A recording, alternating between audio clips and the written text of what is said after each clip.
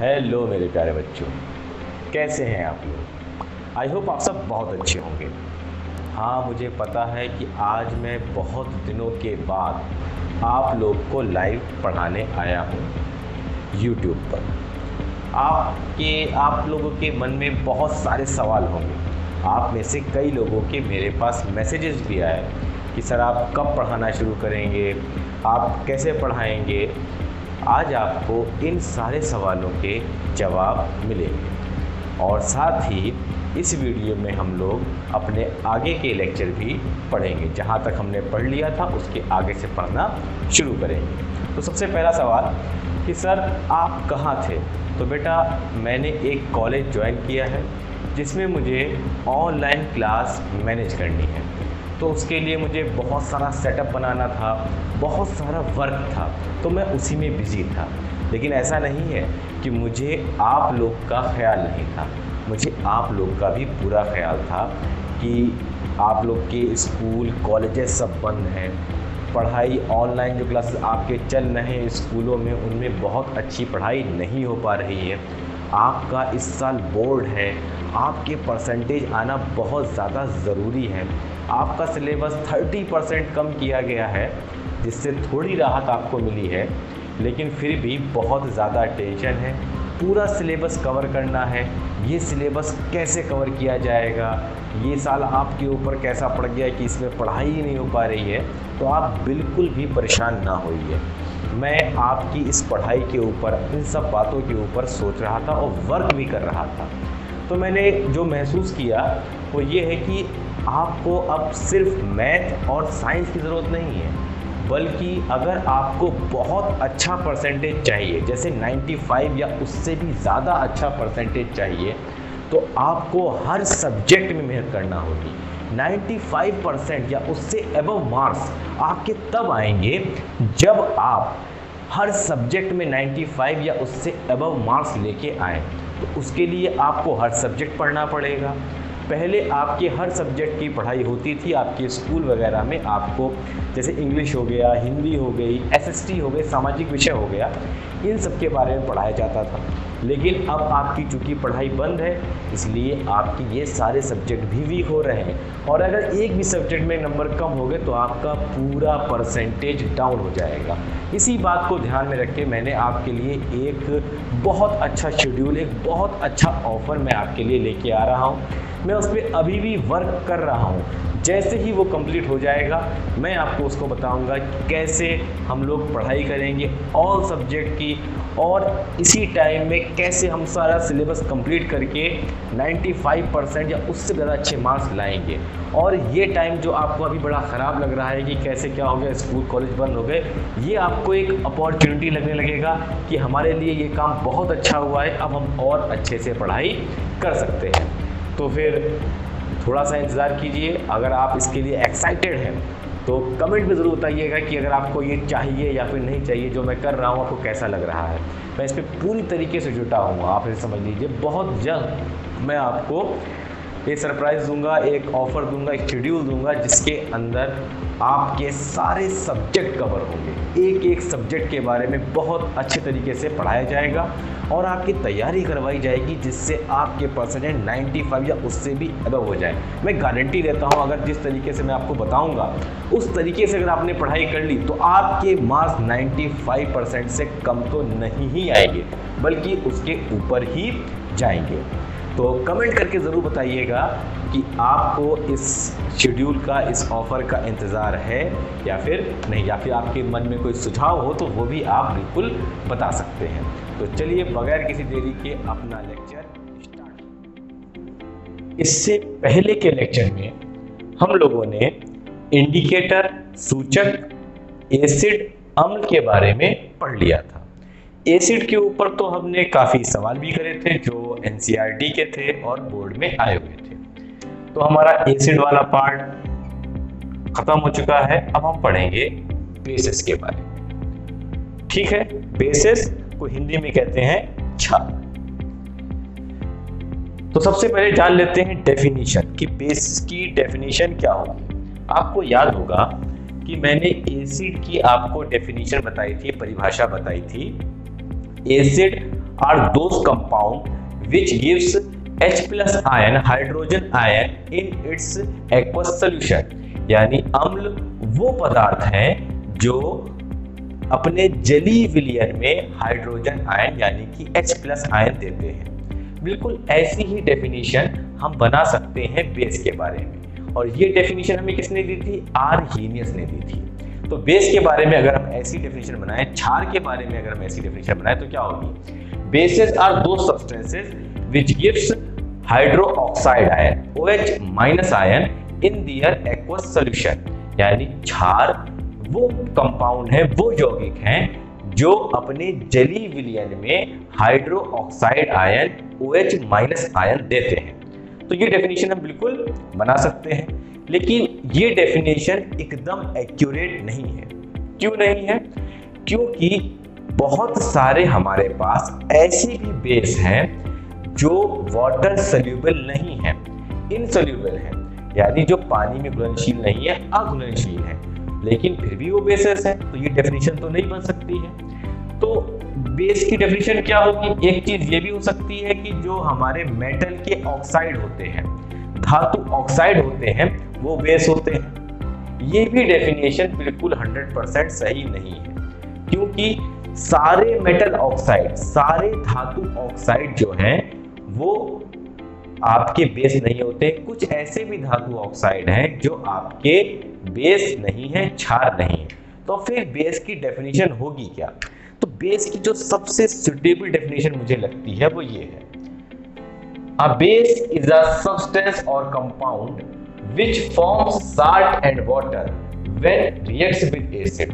और साथ में आप यहां लगाते हैं साल्ट एंड वाटर ओनली, यहां पे आप लगा सकते हैं ओनली।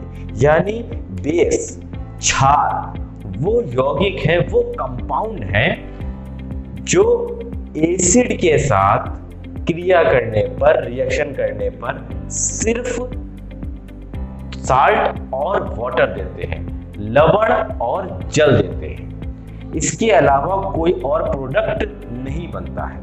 आपकी बात समझ में आई? यानी अगर हम एसिड लेंगे यानी कि अम्ल लेंगे और बेस लेंगे यानी कि क्षार लेंगे, तो क्या बनेगा? तो साल्ट बनेगा और वाटर बनेगा, और इसके अलावा कोई भी तीसरी चीज नहीं बनेगी। तो यहां पे मैंने इसीलिए लिखा है ओनली, यानी इसके अलावा कुछ और नहीं बनेगा। अगर ऐसी रिएक्शन हो रही है, अगर एसिड की आप किसी चीज से रिएक्शन करवा रहे हैं और वो साल्ट और वाटर बन रहा है, तो वो पक्का बेस ही आपका होगा। जैसे हम यहाँ पे एक रिएक्शन भी आपको करके दिखा देते हैं। आप एसिड ले लिया हमने HCl, और एक हमने ले लिया आपका NaOH।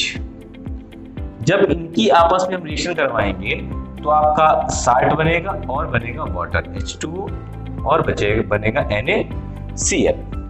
तो ये जो रिएक्शन है इसमें आप देखिए एक साल्ट बन रहा है और दूसरा वाटर, इसके अलावा कुछ और नहीं बन रहा है। तो पक्का है कि NaOH क्या होगा? बेस होगा। तो डेफिनेशन आपकी समझ में आ गई होगी। डेफिनेशन क्या है कि क्षार क्या होते हैं, बेस क्या होते हैं? क्षार ऐसे कंपाउंड हैं, ऐसे यौगिक हैं जो अम्ल के साथ क्रिया करने पर सिर्फ लवण और जल देते हैं, इसके अलावा कुछ और नहीं बनता है। ठीक है, और आते हैं अपने नेक्स्ट टॉपिक के ऊपर, जो है हमारा टाइप्स ऑफ बेसिस। जैसे यहाँ पे आपको देखा रखा है, कुछ एग्जाम्पल भी दे रखे हैं। आपका कास्टिक सोडा, ये क्या है? ये आपका बेस है। सोडियम हाइड्रोक्साइड NaOH इसका केमिकल फॉर्मूला होता है। Washing soda, sodium carbonate Na2CO3, ये भी आपका क्या है? आपका बेस है Na2CO3। Potassium hydroxide KOH, slaked lime, कैचमर CaOH होल ट्वाइस, और इस तरीके से ये सब आपके बेस है। तो यहाँ पे लिखा हुआ है metal oxide, metal hydroxide, metal carbonates are bases. उन्होंने बताया कि मेटल के जो ऑक्साइड होते हैं, धातु ऑक्साइड, और मेटल के जो हाइड्रो ऑक्साइड होते हैं, नहीं, धातु के हाइड्रो ऑक्साइड और मेटल कार्बोनेट्स, ये बेसेस होते हैं। लेकिन यहाँ पे ऑल नहीं है। यहाँ पे ऑल मतलब कि ऐसा नहीं है कि जितने भी धातु ऑक्साइड होंगे, मेटल ऑक्साइड होंगे, वो सबके सब बेस होंगे, ऐसा बिल्कुल भी नहीं है। कुछ ऐसे भी धातु ऑक्साइड हैं जो मेटल के ऑक्साइड है लेकिन बेस नहीं है, इसलिए हम इसको ऑल नहीं यहाँ पे लगा सकते हैं। यहाँ पे आपको इस चीज के एग्जाम्पल दिए गए हैं। कैल्शियम क्या है आपका? कैल्शियम आपका एक मेटल है और इसका ऑक्साइड क्या होगा? CaO, calcium oxide. और कैल्शियम ऑक्साइड क्या है? आपका एक बेस है। तो ये क्विकलैम CaO, तो यही आपको इसमें दिखा रखा है। कैल्शियम कार्बोनेट, ये भी आपका एक बेस है, मेटल का कार्बोनेट। ये आपके कुछ बेस के एग्जाम्पल दे रखे हैं, जैसे आपका ये है आपका बेकिंग सोडा। बेकिंग सोडे में क्या होता है? ये आपका बेस होता है। ये आपका क्या है? डिटर्जेंट वगैरह, फिनाइल वगैरह, इसमें भी आपका बेस का इस्तेमाल होता है। तो बेकिंग सोडा हो गया, ड्रेन क्लीनर, ओवन क्लीनर हो गया, ये इसके अंदर आपका क्या हो गया? बेस है। वॉशिंग सोडा भी आपका बेस है, ग्लास क्लीनर भी आपका बेस है, ये सब आपके बेस है। अब आ जाते हैं कुछ प्रॉपर्टीज पढ़ लेते हैं। जैसे हमने एसिड की प्रॉपर्टी पढ़ी थी वैसे ही बेस पढ़ लेंगे। आप ऐसे भी कह सकते हैं कि एसिड के अपोजिट होते हैं बेस। बेस बहुत आसान है। पहली प्रॉपर्टी क्या लिखी है? Bitter in taste. आपने को याद होगा एसिड में हम लोगों ने क्या पढ़ा था? सोर इन टेस्ट, अम्ल स्वाद में खट्टे होते हैं। और ये कैसे होते हैं? बिटर, तीखे होते हैं। ठीक है, कैसे होते हैं? जो हमारे बेस है वो स्वाद में तीखे होते हैं। सॉल्यूशन ऑफ बेस फील्स सोपी टू टच। ये कैसे होते हैं कि ये हाथ से फिसल जाते हैं, चिकने होते हैं। जैसे आपका साबुन है, साबुन को जब आप हाथ से छूते तो क्या होता है? वो फिसल जाता है। तो साबुन आपका क्या है? एक बेस है। Turn red litmus paper blue. आपको याद होगा कि एसिड में हमने पढ़ा था कि एसिड क्या करते हैं? ब्लू लिटमस पेपर को रेड में चेंज कर देते हैं, कन्वर्ट कर देते हैं। ये उसका अपोजिट करते हैं, यानी जो आपके बेस है ये आपके रेड लिटमस पेपर को, लाल लिटमस पेपर को नीला कर देते हैं। वही लिखा हुआ है कि turn red litmus paper blue. और dilution of base is exothermic. तो आपका जो बेस होता है उसको अगर हम लोग डाइल्यूट करें यानी उसको पतला करें तो वो कैसी प्रोसेस है? एक एक्सोथर्मिक प्रोसेस है। एक्सोथर्मिक का मतलब होता है कि इससे हीट निकलती है। तो ये कुछ प्रॉपर्टीज थी, इसके अलावा भी बहुत सारी प्रॉपर्टीज है, मैंने यहाँ पे थोड़ी ही आपको बताई है। अब आ जाते हैं टाइप्स ऑफ बेसेस कि बेस कितने प्रकार के होते हैं। जैसे हमने एसिड के बारे में पढ़ा था ऐसे हम बेस के बारे में पढ़ेंगे। तो एसिड कितने टाइप के होते हैं? On the basis of water solubility, यानी हम यहाँ पर बेस को डिवाइड करेंगे किस बेस पर? कि ऐसे कौन से बेस हैं जो पानी में घुल जाते हैं और ऐसे कौन से बेस हैं जो पानी में नहीं घुलते हैं। इस बेस पर बेस दो टाइप के होते हैं। एक तो आपके कहलाते हैं वाटर सॉल्युबल बेस, यानी ऐसे बेस जो पानी के अंदर घुल जाते हैं, इनको हम लोग बोलते हैं एल्कलीज। क्या बोलते हैं इनको? एल्कलीज। हिंदी में भी इनको एल्कली ही बोलते हैं या क्षारक भी बोल देते हैं। वैसे हम लोग एल्कली ही वर्ड का इस्तेमाल करेंगे। कुछ हमारे बेस ऐसे होते हैं जो वाटर इनसोल्यूबल होते हैं, यानी जो पानी में घुलते नहीं हैं, इनको हम लोग बेस ही कहते हैं। उसके अलावा यानी हिंदी में इनको हम लोग क्षार कहते हैं। ठीक है, तो पानी में घुलने के बेस पर, वाटर सॉल्युबिलिटी के बेस पर ये हमारे बेस कितने टाइप के हो गए? दो टाइप के। पहले हो गए वाटर सोल्यूबल जो पानी में घुल जाते हैं, उनको बोलते हैं एल्कलीज।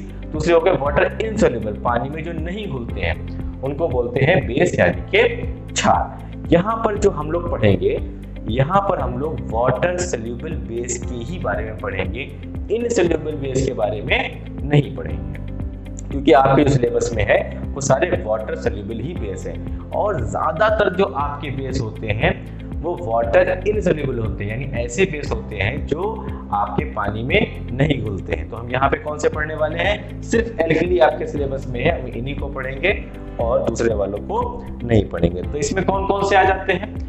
इनके अंदर आपके आते हैं, मेनली आपको दो याद रखने हैं।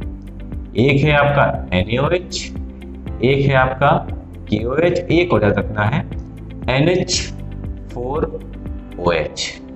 ये आपको बेसिकली तीन याद रखने हैं कि ये आपके कौन से हैं? वाटर सोल्यूबल बेस हैं। इन्हीं को हम लोग बोलते हैं एल्कलीज, और इन्हीं के बारे में हम लोग पढ़ेंगे। ठीक है, एक है आपका NaOH, sodium hydroxide, potassium hydro oxide, ammonium hydro oxide.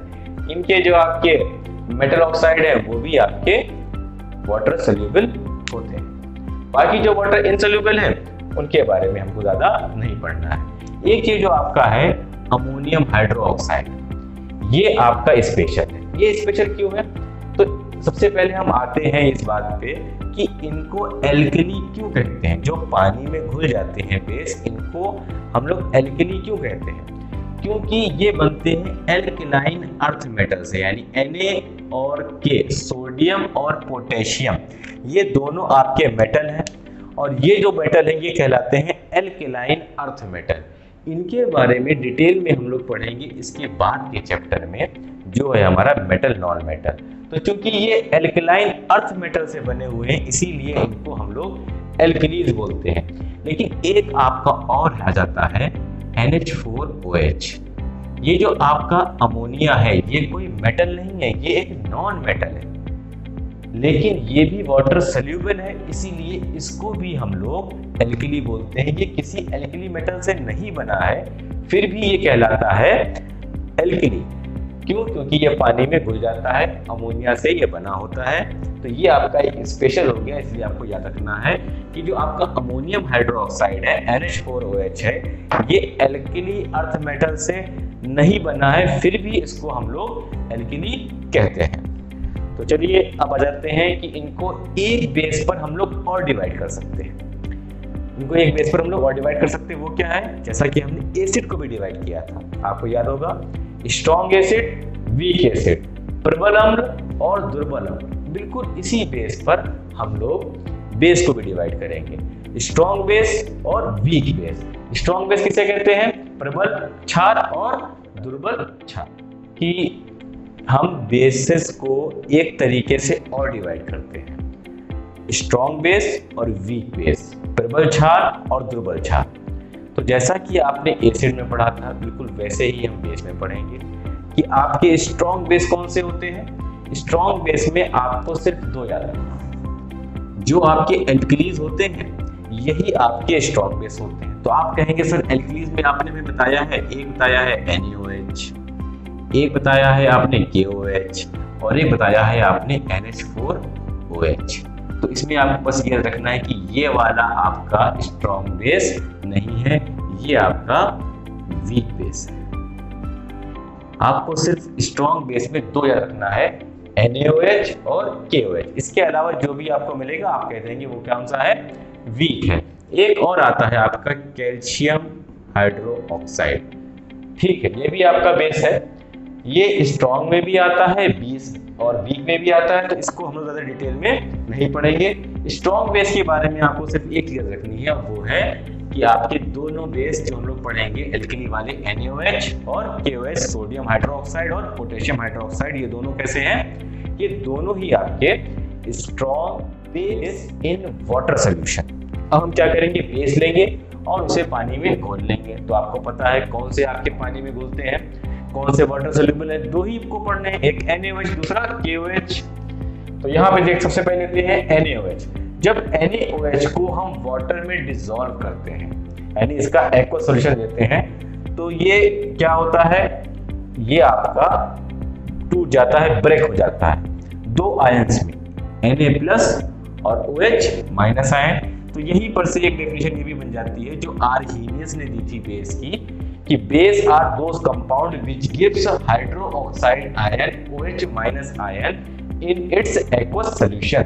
यानी हमारे क्षार ऐसे यौगिक हैं जो जलीय विलयन में hydro oxide ion OH- ion देते हैं। एक और एग्जांपल ले लेते हैं कैल्शियम हाइड्रो ऑक्साइड का।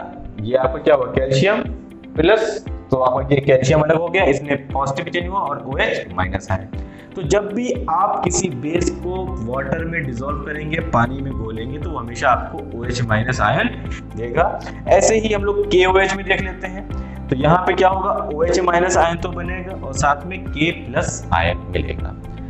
तो आपकी बात समझ में आ गई होगी कि जो हमारे जितने भी बेस हैं वो सब वाटर, उनके जो वाटर सॉल्यूशन होता है उसमें क्या करते हैं? अपने एक्वा सॉल्यूशन में OH- आयन देते हैं। फिर आते हैं is a base produce hydro oxide ion in the absence of water.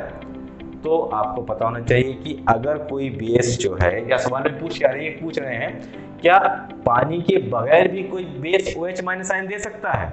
बिल्कुल नहीं। यानी कोई बेस तभी OH माइनस आयन देगा जब उसको आप वाटर में डिसॉल्व करेंगे। तो इतनी सारी बात आपकी समझ में आ गई। और एक चीज आपको और पढ़नी है कि आपकी बेसिस में एक क्वालिटी और है, अगर आप उनको पिघला दें मॉल्टन स्टेट में वो OH माइनस आयन देते हैं। अब इसके बाद जो आपकी रिएक्शन है ये बहुत ज़्यादा इम्पॉर्टेंट है, इसके ऊपर बहुत सारे क्वेश्चन बनते हैं। न्यूट्रलाइजेशन रिएक्शन, और इसको क्यों कहते हैं न्यूट्रलाइजेशन रिएक्शन, क्या होती है न्यूट्रलाइजेशन रिएक्शन, और इसका हम डेली लाइफ में अपनी क्या यूज़ करते हैं, इसके बारे में हम लोग नेक्स्ट चैप्टर में पढ़ेंगे, नेक्स्ट क्या कहते हैं लेक्चर में पढ़ेंगे। तो आज के लेक्चर में बस इतना ही, फिर मिलते हैं नेक्स्ट लेक्चर में। जैसे ही मैं फ्री होऊंगा दूसरा लेक्चर न्यूट्रलाइजेशन रिएक्शन पर बनाऊंगा और बेस को बिल्कुल कंप्लीट कर दूंगा। तो आज के लिए इतना ही। Thank you.